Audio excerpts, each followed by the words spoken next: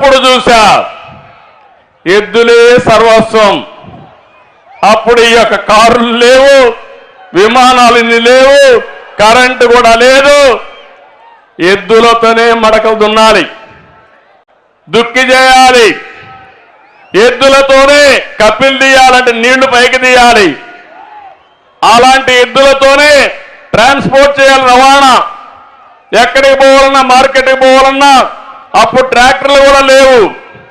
ఆ ఎద్దులతోనే, ఎడ్ల బండ్లోనే ఎక్కడన్నా మనం ప్రయాణం చేయాలన్నా, పొంగళ్ళు పెట్టాలన్నా ఎడ్ల బండ్లే ఆధారం.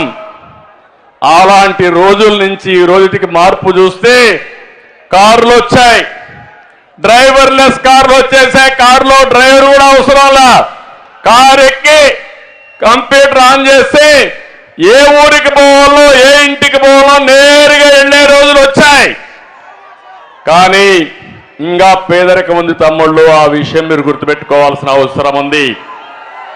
మన భవిష్యత్తు మన చేతుల్లో ఉంది, అవునా కాదా అని మిమ్మల్ని అడుగుతున్నా.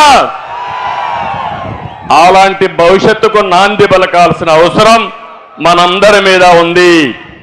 ఇంకో పక్క ఇదే ప్రకాశం జిల్లా గెలాక్సీ గ్రనైట్. ప్రపంచమంతా ఎవరైనా మంచి ఇల్లు కట్టాలంటే, మంచి గ్రనైట్ వేయాలంటే అదే గెలాక్సీ గ్రనైట్. నేను ఆ రోజు ముఖ్యమంత్రిగా ఉండి, అపోజిషన్లో ఉంటే జనార్దన్ రెడ్డి గారు ముఖ్యమంత్రిగా ఉండి మొత్తం అమ్ముకోవాలని చూస్తే దాన్ని గట్టిగా పోరాడి కాపాడిన పార్టీ తెలుగుదేశం పార్టీ. ఈరోజు ఏమవుతుందో చూడండి. అక్కడ గెలాక్సీ గ్రనైట్ మొత్తం కడప నుంచి, పులివెందల నుంచి వచ్చి జగన్ అండ్ కంపెనీ దోచుకునే పరిస్థితికి వచ్చారు. ఇంకో పక్క ఈ కనిగిరి సభ ద్వారా పిలిపిస్తున్నా, సైకో పాలన పోవాలి, సైకిల్ పాలన రావాలి. ఆ పిలుపుకు మనందరం కూడా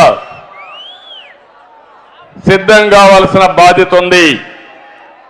ఈరోజు నేను మీ అందరికీ విజ్ఞప్తి చేసేది ఒకటే, ఈ రాష్ట్రంలో 5 కోట్ల ప్రజలకి, తెలుగువారు ప్రపంచం మొత్తం 10 కోట్లున్నారు. అందులో 5 కోట్ల మంది తెలంగాణలో, ఇతర రాష్ట్రాల్లో, ఇతర దేశాల్లో ఉన్నారు. 5 కోట్ల మంది మన రాష్ట్రంలో ఉన్నారు.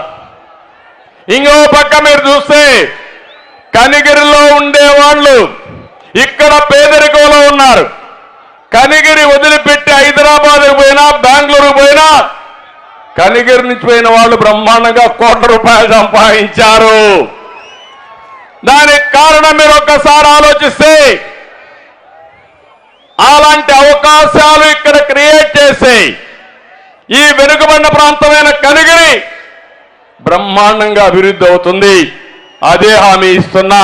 తప్పకుండా దశ దిశ కనిగిరికి మార్చే బాధ్యత తెలుగుదేశం పార్టీ తీసుకుంటాం. ప్రభుత్వం అనేది 5 సంవత్సరాలకు ఒకసారి మ్యాండేట్ ఇస్తారు. మీరంతా మీరు అనుకుంటే ప్రభుత్వాన్ని ఎన్నుకుంటారు. ఎన్నుకున్న ప్రభుత్వం ఒక ట్రస్టీగా ఉండాలి, ప్రజలకు మంచి చేయాలి. 5 సంవత్సరాల తర్వాత మళ్ళీ ప్రజల్లోకి వచ్చి నేను ఈ పనులు చేశానని చెప్పే ధైర్యం ఉండాలి. నేను అడుగుతున్నా, ఈ 5 సంవత్సరాల్లో మీకు ఎవరికైనా న్యాయం జరిగిందా అని మిమ్మల్ని అడుగుతున్నా. ఏ ఒక్క వ్యక్తి జీవన ప్రమాణాలు పెరిగాయా అని మిమ్మల్ని అడుగుతున్నా. ఇదే సమయంలో తెలుగుదేశం పార్టీ సిద్ధాంతం అభివృద్ధి, సంక్షేమం. ఈ రెండు కూడా 2 కళ్ళు లాంటివి. అందుకే సైకిల్కి 2 చక్రాలు. ఎప్పుడు కూడా మీరు ఒక్కసారి గుర్తుపెట్టుకోవాలి, ఈ దేశంలో సంక్షేమ కార్యక్రమాలకు నాంది పలికిన పార్టీ తెలుగుదేశం పార్టీ. ఎన్టీ రామారావు గారు మొట్టమొదటిసారి వచ్చినప్పుడు మన నాయకుడు ₹2 కేజీ బియ్యం దేశంలోనే మొట్టమొదటిసారిగా ప్రవేశపెట్టిన వ్యక్తి ఎన్టీఆర్. సగం ధరకే చీర, దోవతి, పేదవాళ్లకు పక్కా ఇళ్ళు, 50 రూపాయలకే HP కరెంట్ ఇచ్చి మొత్తం సంక్షేమ కార్యక్రమాలకు నాంది పలికి ఆ తర్వాత భారతదేశానికి మనం ఒక ఆదర్శమయ్యే పరిస్థితికి వచ్చాం. అయితే ఇటీవల 5 సంవత్సరాల నుంచి ఎక్కడా అభివృద్ధి లేదు. ఏమి అభివృద్ధి జరగకుండా బటన్ నొక్కే కార్యక్రమం పెట్టానంటాడు. నేను అడుగుతున్నా మిమ్మల్ని, మీకు ఇచ్చేది 10 రూపాయలు, మీ దగ్గర నుంచి దోచుకునే ఎంత తమ్ముళ్ళు? 100 రూపాయలు అవునా కాదా అని మిమ్మల్ని అడుగుతున్నా. ఏంటి దోపిడీ? ఒక సుపరిపాలన అంటే ప్రజలకు ఖర్చులు తగ్గించి ఆదాయాన్ని పెంచి జీవన ప్రమాణాలు పెంచగలిగితే అది సుపరిపాలన. ఇది సుపరిపాలన కాదు.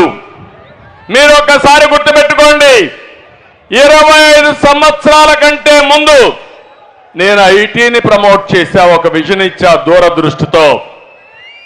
ఇంకో పక్క హైదరాబాద్ ని కేంద్రంగా తెలుగు వారి కోసం ఒక రాజధానిని అభివృద్ధి చేశాం. 25 ఏళ్లలో ఈరోజు మీరు చూస్తున్నారు. మీ ఊర్లో ఒకసారి చూడండి.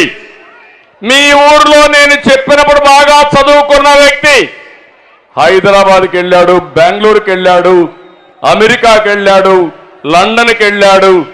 అక్కడ ఉండే వాళ్ళకంటే ఎక్కువ ఆదాయం సంపాదిస్తున్నారు. అది తెలుగుదేశం పార్టీ చూపించిన దారి, అది తెలుగుదేశం పార్టీ ముందు చూపు. అభివృద్ధి జరగాలంటే శ్రద్ధ పెట్టాలి. అభివృద్ధి జరిగితే సంపద సృష్టించబడుతుంది. ఆ సంపద వల్ల ఆదాయం పెరుగుతుంది. ఆ ఆదాయాన్ని సంక్షేమ కార్యక్రమాలకు పెడితే ప్రజలకు న్యాయం జరుగుతుంది. ఈరోజు అన్ని పోయే పరిస్థితికి వచ్చాయి. ఈరోజు ఈ ప్రభుత్వానికి సంపద సృష్టించడం తెలియదు. అదే మరికి ఈ పిల్లలకు ఉద్యోగాలు ఇవ్వడం తెలియదు. ఇక్కడ ఉన్నారు మా తమ్ముళ్ళు, ఎంత హుషారుగా ఉన్నారో చూశాను. మొత్తం ఎక్కడ చూసినా యువతే. నేను ఒకటే యువతను కోరుతున్నా, జాబ్ క్యాలెండర్ వచ్చిందా తమ్ముళ్ళు అని మిమ్మల్ని అడుగుతున్నా. డిఎస్సి పెట్టారా అని మిమ్మల్ని అడుగుతున్నా. పెట్టుబడులు వచ్చాయని మిమ్మల్ని అడుగుతున్నా. ఏ ఒక్కరికైనా ఒక ఉద్యోగం వచ్చిందా అని మిమ్మల్ని అడుగుతున్నా. ఈ రోజు జాతీయ స్థాయిలో ఒక సర్వే జరిగింది. ఎక్కువ నిరుద్యోగులుండే రాష్ట్రం ఆంధ్రప్రదేశ్ రాష్ట్రం. ఒకప్పుడు ఎక్కువ ఉద్యోగాలు ఇచ్చే రాష్ట్రం ఆంధ్రప్రదేశ్ రాష్ట్రం. మళ్ళీ జాబు కావాలంటే